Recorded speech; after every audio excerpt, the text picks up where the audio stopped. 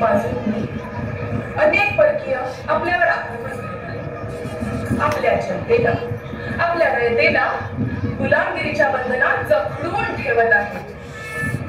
आपल्या लोकांचे, आपल्या रयतेचे होणारे हाल बघून बेचैन झालोय आम्ही. आपल्या मुलखाची, आपल्या प्रांताची होणारी धूळधाण बघून बेचैन झालोय आम्ही.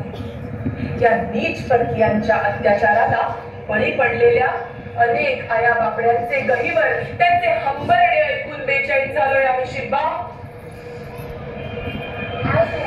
यावर उपाय काय? यावर उपाय एकच, स्वराज्य, हे नवी स्वराज्य. आपल्या भूमीत आपला अंमल हवा. लोकरक्षणासाठी, लोक कल्याणासाठी, लोकहितासाठी शिल्पा एकच मार्ग आहे, आपले राज्य, स्वराज्य, हिंदवी स्वराज्य. आपल्या इच्छा ती स्त्रीची इच्छा. आम्ही वचन देतो, आपले स्वप्न आम्ही पूर्ण करू.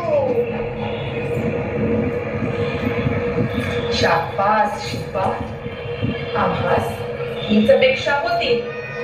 जा शिल्पा, या मावळ मुलखाचे, मराठी माणसाचे मस्तक उन्नत करा. यशाचा गुलाल स्वराज्याच्या आसमंतात उधळून द्या. यशस्वी व्हा शिवा, यशस्वी व्हा.